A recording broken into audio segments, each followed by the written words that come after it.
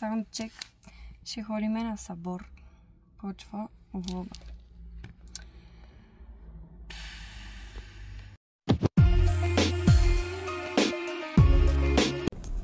Ако мина и аз. Трябва, според мен, да ги удариш един клаксон. Ма тя не иска.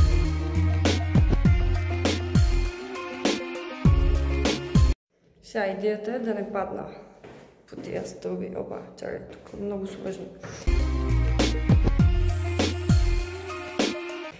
Да, къщата е в Орешак, много е яка. Забравих името и след малко ще ви кажа. Това е моето съоръжение. Сега го взимам след малко. Мирянка. Здрасти, защо казвам? Ами не знам, как се чувстваш, кажи. Перфектно, прекрасно. По-често чакай. Оп, малко да кажеш. The Bluetooth device is ready to pair. Ако искаш... Добре. Вече се чувствам по-добре, като истински репортер. Извинете, господине, защо бягате? Кажете. Защото обичам да ям пари. Вие наистина ли откраднахте парите на цялата кръчма?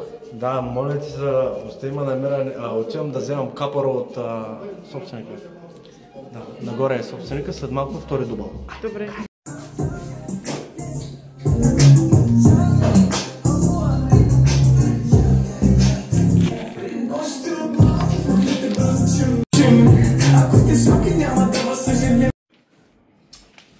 Как бръкна майка му стара?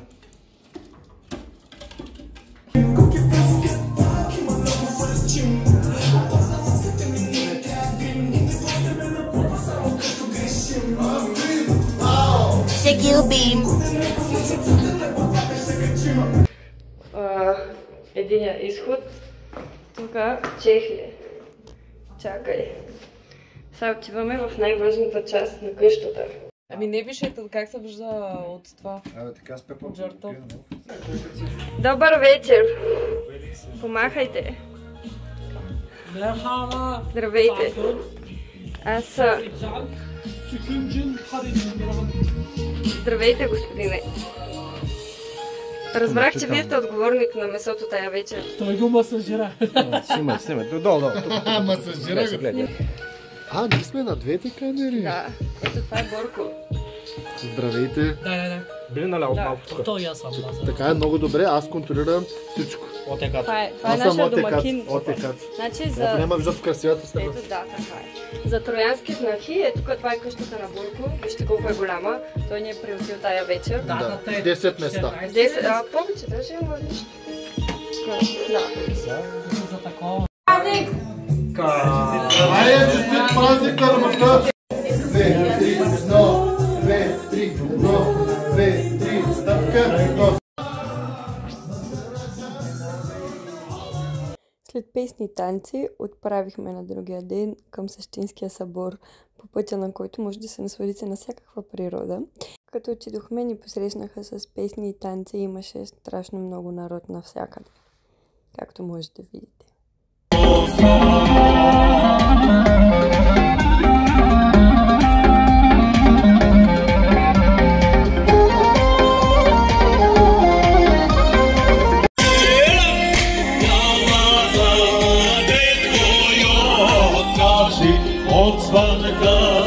Освен храна и нещо алкохолно, имаше доста сергийки с сувенири, дървени или всякакви ръчно изработени материали, където може да пазарувате. Това бяха местата за хранене, поне закритата част, и малко от храната следва сега.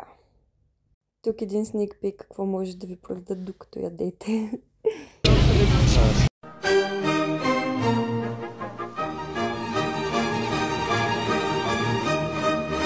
Влягам само тук, че си имаше ресторант с жив оркестър.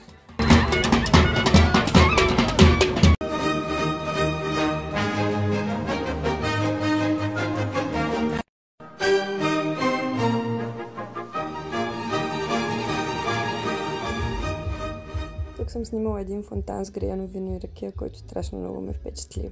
След дегустация на половината меню, което предлага събора, се изкачихме по една пътечка, за да видим какво се случва от високо. Забележете народа отново.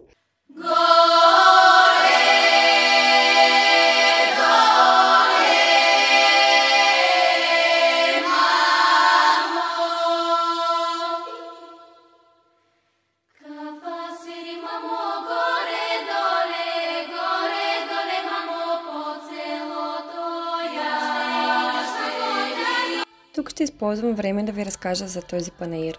Като това е 13-то му издание, местните от село Приилци Троянско го провеждат за първи път през 2011 година, като тяхната цел е да популяризират местните си стари традиции и представянето на типичните за района гозби и напитки и най-вече печена сланина и греяна ракия на фона на народни танци и хора. Ще оставя линк към Facebook страницата им, ако искате да разберете повече за това как е протекла програмата тази година.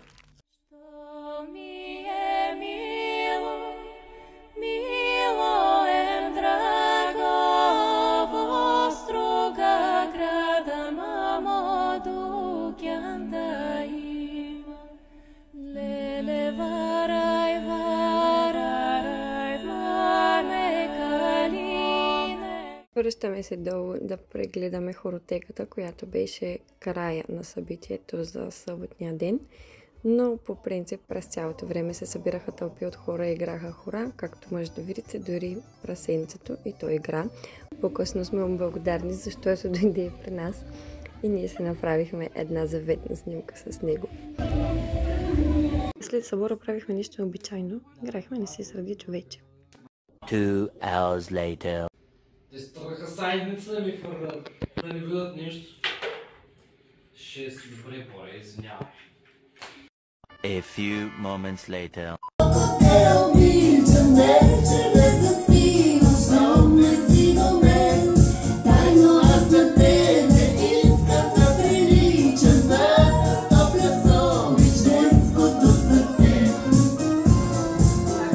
Few inches later.